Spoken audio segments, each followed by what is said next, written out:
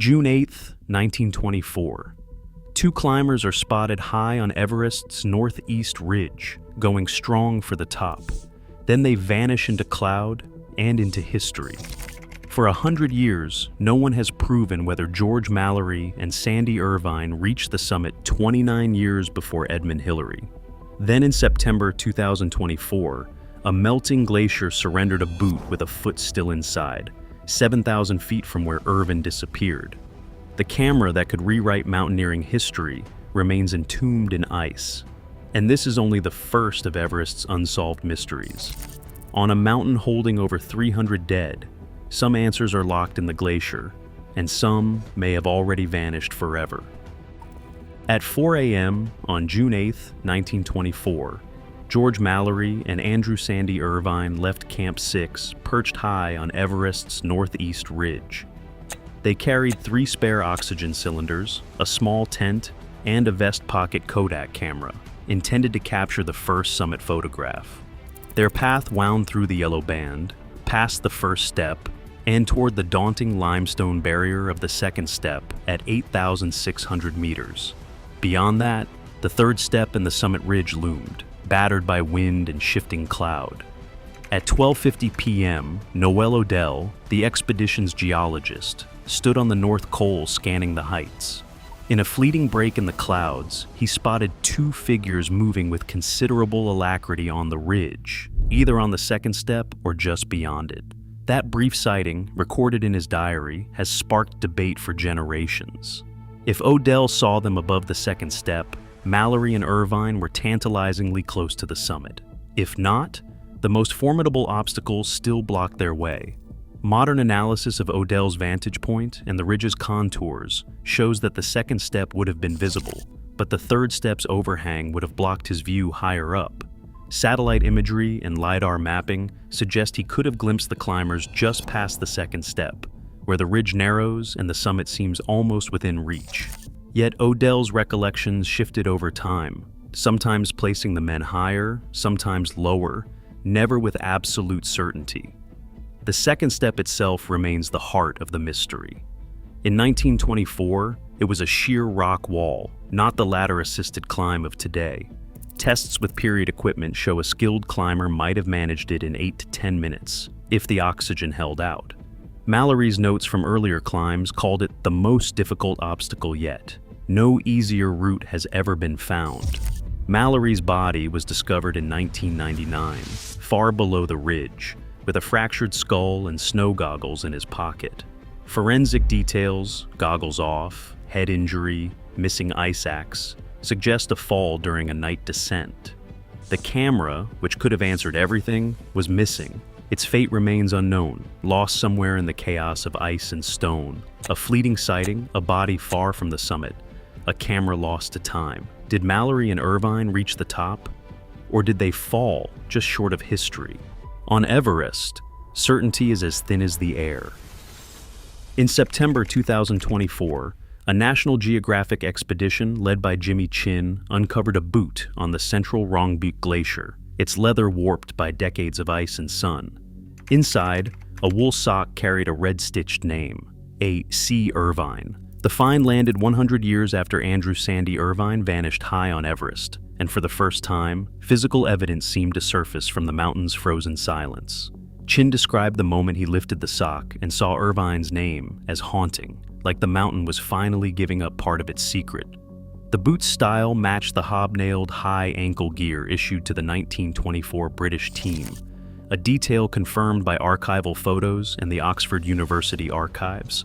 The sock's laundry tag used the same block letter stitching found on Irvine's preserved expedition clothing, strengthening the link. But the most chilling detail was the human foot still inside, the last trace of a climber lost to history. The glacier had not been idle in the intervening century. Satellite surveys and GPS models show that the central Rongbuk flows northwest at up to half a meter per day in summer, carrying debris and remains down valley.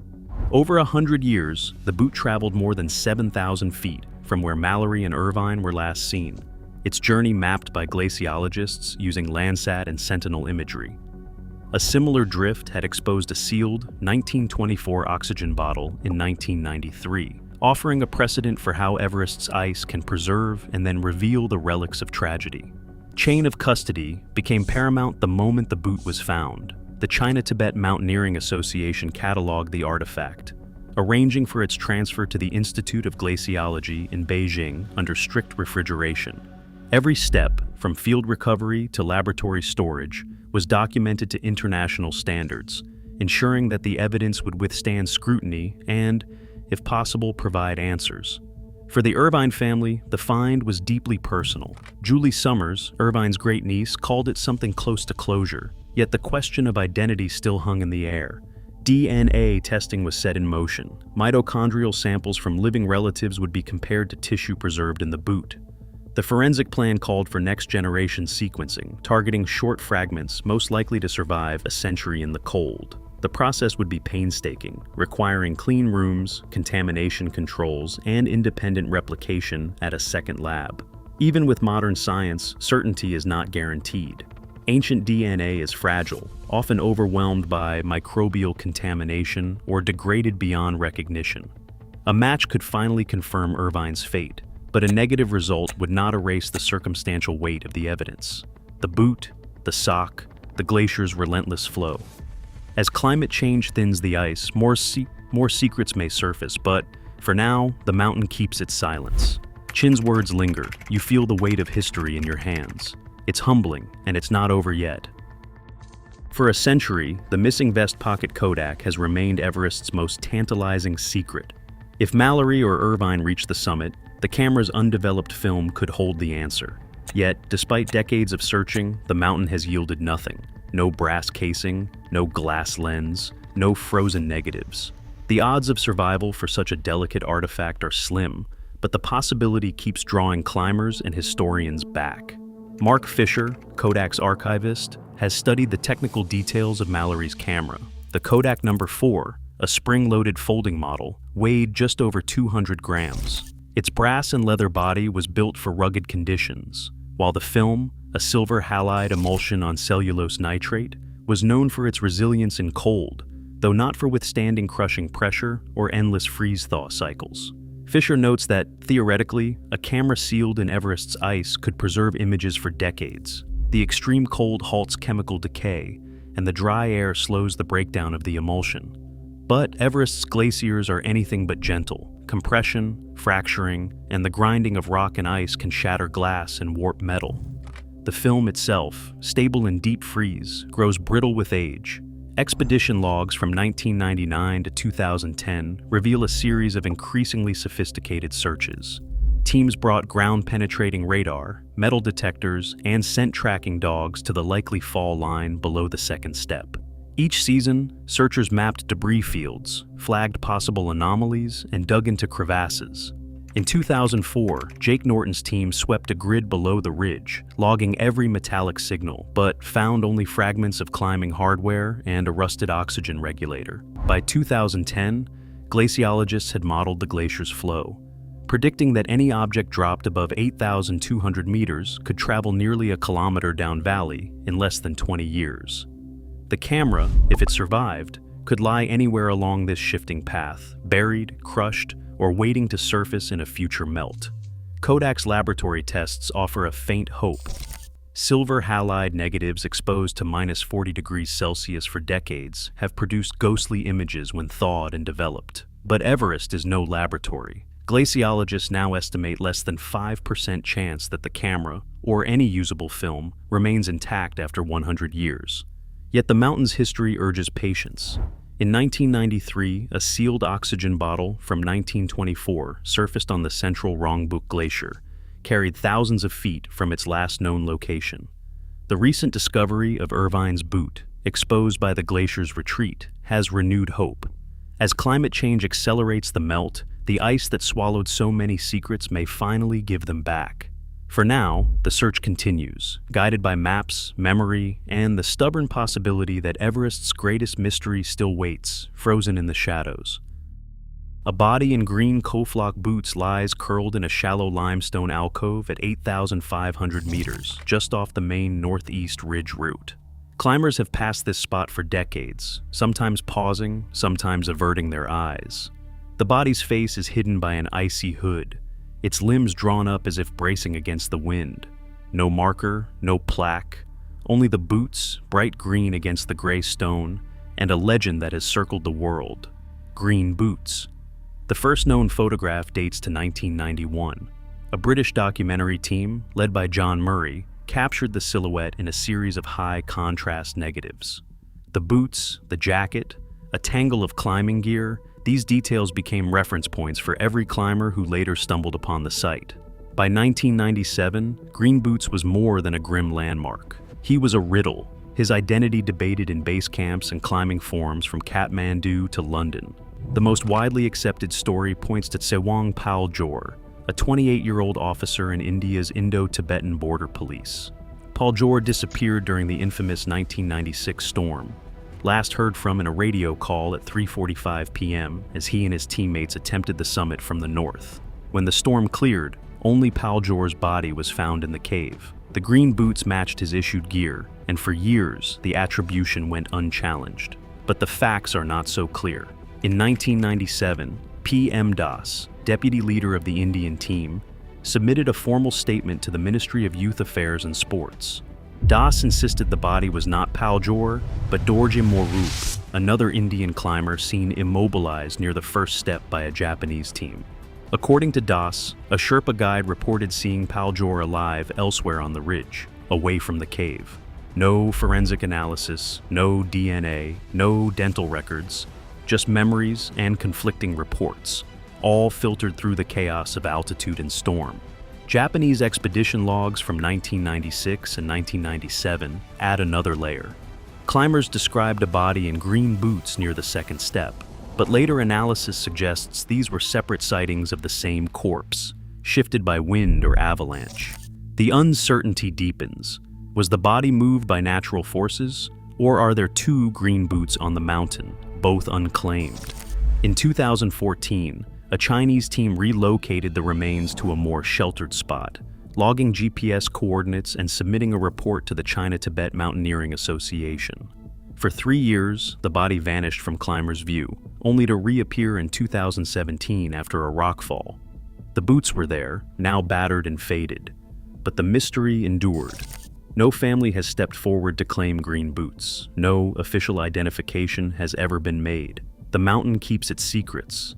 The alcove remains a silent witness, a place where the line between memory and myth blurs in the thin air. The question lingers, unresolved. Who was Green Boots, and why does his story refuse to rest? Francys Arsentiev stepped onto Everest's upper slopes on May 22, 1998, determined to become the first American woman to reach the summit without supplemental oxygen. She climbed with her husband, Sergei, but as night fell above 8,600 meters, the thin air and exhaustion separated them. By morning, Francys was alone, stranded in the so-called death zone, her strength fading with every breath. At 2 a.m., a faint radio transmission crackled from high on the mountain. An Uzbek team, themselves exhausted from their own summit attempt, stumbled across Francys as dawn broke. She was semi-conscious, frostbitten, and unable to move. The Uzbeks gave her their spare oxygen and tried to help her stand, but at that altitude, even the smallest effort drains the body. They radioed for help, but rescue above 8,000 meters is a near impossibility.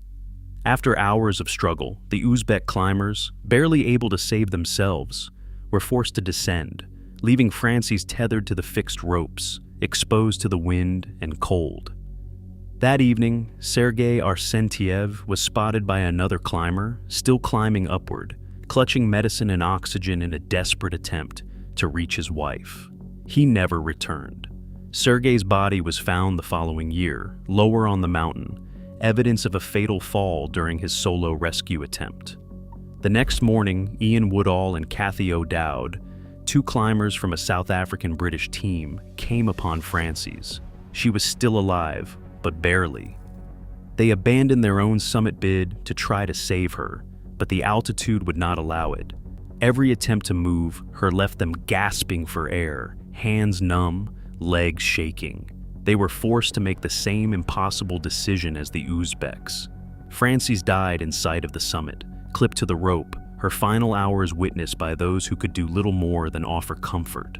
For 9 years, her body remained on the slope, her blue jacket in frozen form, a stark reminder of Everest's cost. In 2007, Woodall returned to the mountain. He and a small team wrapped Francys in an American flag and moved her remains out of sight, performing a brief ceremony in the thin air. The gesture was both memorial and apology, a recognition that, on Everest, the line between heroism and helplessness is razor thin. Francys Arsentiev's story is not just about ambition or tragedy, it is about the limits of rescue, the choices climbers face when life and death hang on every step, and the human cost that lingers long after the summit is forgotten. Everest does not forgive mistakes, and it does not allow easy answers. Her memory endures, woven into the mountain's silence.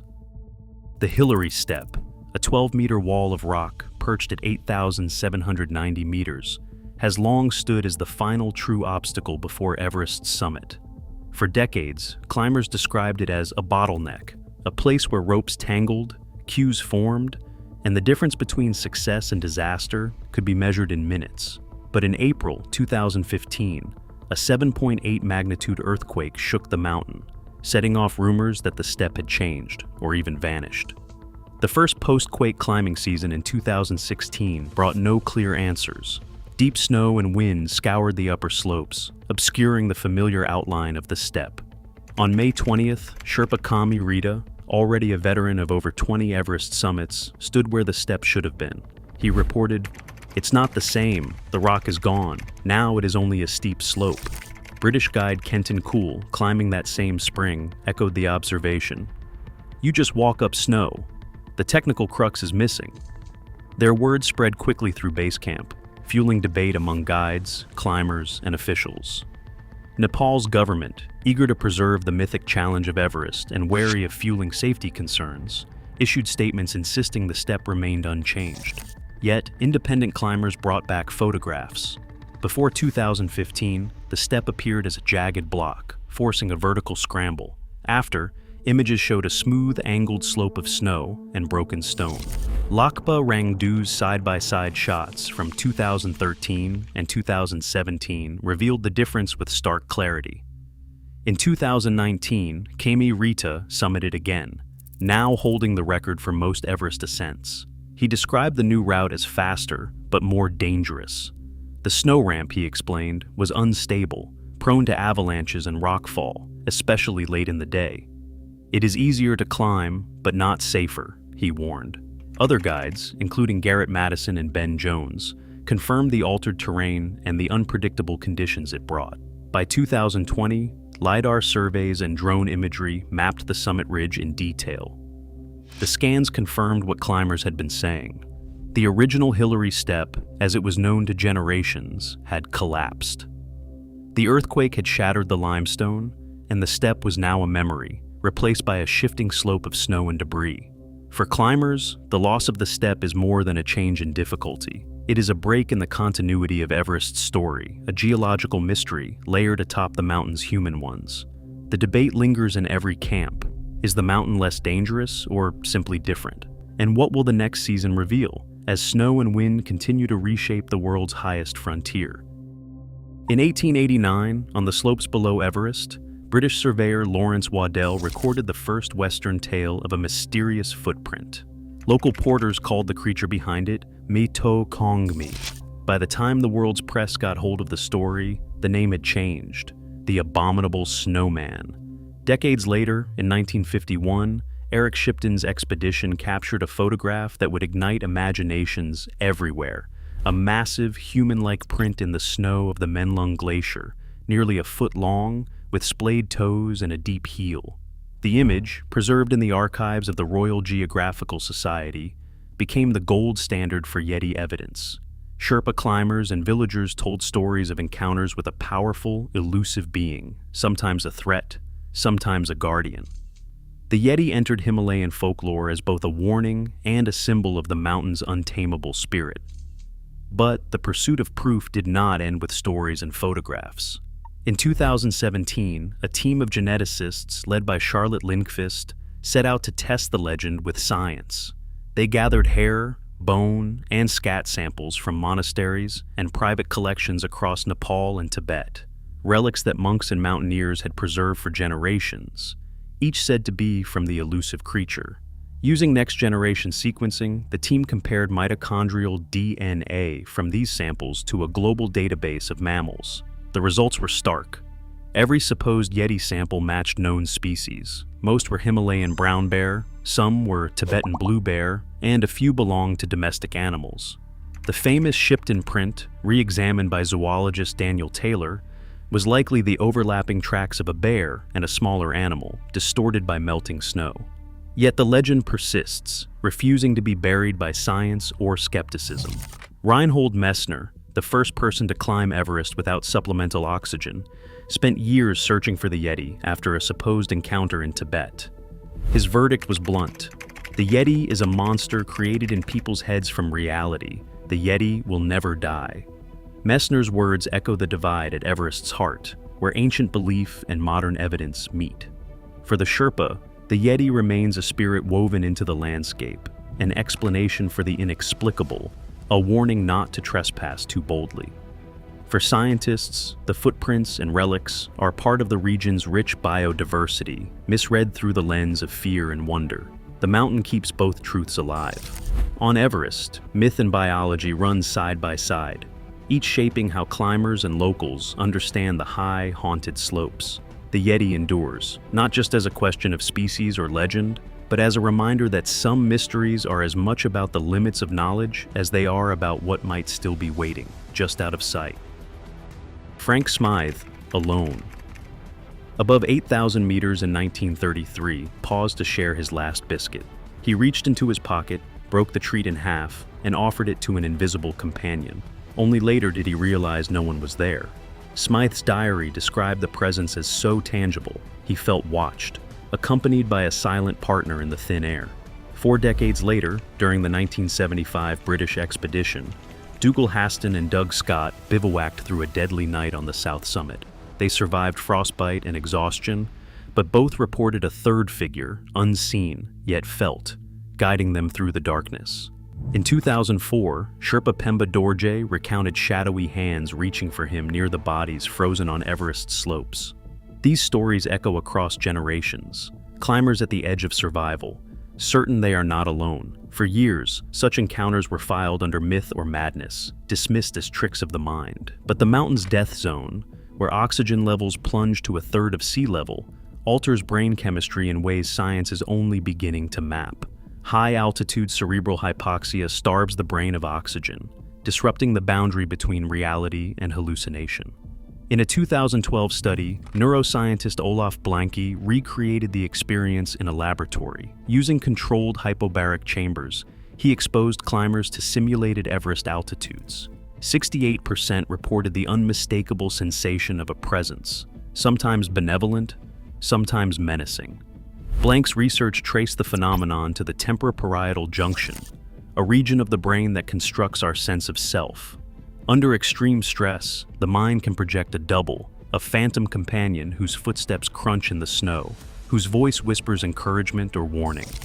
The third man factor, as it's now called, bridges the gap between folklore and neurology. What once passed for ghost stories, an unseen hand on the shoulder, a guide through the storm, now finds explanation in measurable brain states. Yet the effect is not merely clinical. Climbers speak of the third man with awe, sometimes gratitude, sometimes dread. For some, the presence is a lifeline, spurring them through the final meters to safety. For others, it's a reminder of how close the mind can come to unraveling in the world's highest, loneliest places. On Everest, the line between the living and the lost blurs in the thin air. The ghosts that walk the ridge may be conjured by the brain's last defense against oblivion, but their stories endure. In the words of one survivor, "You don't climb alone up there, not really. There's always someone or something beside you." Beneath Everest's summit, the mountain keeps its own silent registry. More than 300 climbers have died on its slopes, most never come home. Nearly 200 bodies remain, frozen in place, woven into the landscape from the South Col to the North Face. The mountain's upper reaches, especially the stretch known as Rainbow Valley, are littered with brightly colored jackets and gear, each a marker of a life lost where rescue is nearly impossible. At 8,000 meters and above, the air is so thin that even the strongest struggle to take a step, let alone carry a burden. The cost of recovery is staggering. Removal missions can reach $100,000 per body, and every attempt risks more lives. Many families must accept that their loved ones will rest forever on the mountain. The story of Rainbow Valley is written in color and silence. The valley takes its name from the patchwork of gear left behind: red, blue, yellow, and green, each piece a testament to the final moments of climbers who could go no further. Over the decades, storms, avalanches, and shifting ice have moved the remains, sometimes burying them, sometimes revealing them anew. In 2024, Nepal's government organized a rare cleanup, retrieving 5 bodies as melting snow exposed skeletal remains. One set could not be identified, a reminder that even in death, many on Everest remain nameless. Climate change is accelerating this cycle.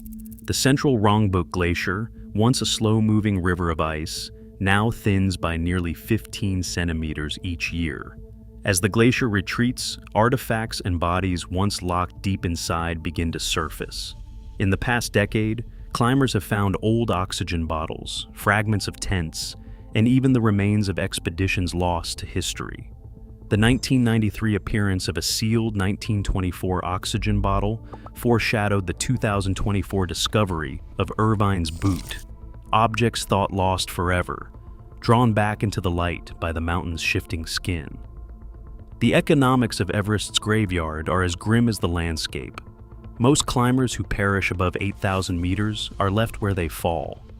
The cost and risk of retrieval, sometimes requiring a dozen Sherpas to descend with a single body, means that even well-funded teams must weigh their options. Some families pay for removal, but many more choose memorials at base camp, or simply a stone cairn at the edge of the ice. Dr. Lee Wen, a physician and climber who has documented Everest's fatalities, describes the mountain as a place where the line between memory and reality is measured in meters of snow. Every spring, as the ice melts and the wind scours the ridges, Everest's graveyard grows more visible. The mountain offers no eulogies, only the quiet testimony of those who remain. In the words of Dr. Lee Wen, on Everest, the dead are not lost. They are part of the mountain now, and the mountain does not forget. May 10th, 1996. On Everest's north side, 3 Indian climbers, Tsewang Paljor, Tsewang Smanla, and Dorje Morup set out for the summit along the northeast ridge. By afternoon, wind battered the ridge, clouds swirling above the second step. At 15:45, a faint radio call reached base camp. Summit attained, descending. The message was short, the signal barely holding. At 16:30, another transmission. Descending now. Then, silence. No further word from the team. Above 8,600 meters, the mountain was closing in. Japanese climber Masahiko Kato, moving up the ridge, recorded in his notebook, 2 white headlamps flickering above the second step at 1650. The weather was turning fast. Wind gusts hit 40 knots, visibility vanished, and the temperature dropped sharply. Kato's team tried to reach the Indian climbers by radio, but got nothing. The storm intensified, and with it, the uncertainty. In the days that followed, confusion set in.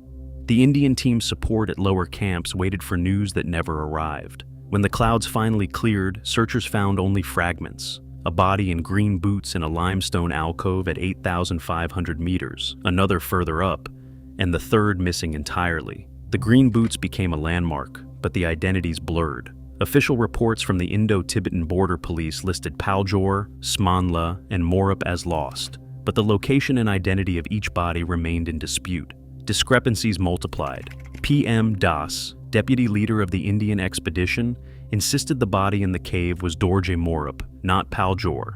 A Sherpa guide claimed to have seen Paljor alive near the second step, away from the alcove. Japanese climbers, accused in some accounts of passing dying men without helping, maintained in their logs that they saw no one alive. only distant lights in the storm. No forensic identification was ever performed. The radio logs, potentially the only record of the climbers' last positions, were never released in full. Analog tapes from the Chinese North Base station, where transmissions were received, remain unarchived and unverified. In 2003, the United Nations Office for the Coordination of Humanitarian Affairs published a review of the disaster. The report listed 4 unanswered questions: the exact time and content of the last Indian transmission, the identity of the headlamps seen by the Japanese, the location of the missing bodies, and the full disclosure of all radio logs. The annexes, said to contain raw radio transcripts, were classified and never released. Arun Pandari, a journalist who has spent years tracking the story, calls it a maze of missing tapes, missing witnesses, and missing men. He has filed requests with the China-Tibet Mountaineering Association, the Japan Alpine Club, and the Indian Ministry of External Affairs. Each time, the trail ends in silence. The fate of Paljor, Smanla, and Morup remains a haunting question. The mountain keeps its secrets, and the story of the 1996 Northside climbers remains unfinished, echoing in the static of lost transmissions and shifting snow. Today, Everest's riddles are not relics. They grow with every new discovery, every lost climber, every unclaimed answer. Even as technology probes deeper, missing evidence and disputed testimony keep the truth forever out of reach. Julie Summers called the Irvine discovery something close to closure, yet closure here is always an illusion. Reinhold Messner warned, "The Yeti will never die, neither will the mountain's mysteries." The summit is not the end, only the beginning of more questions.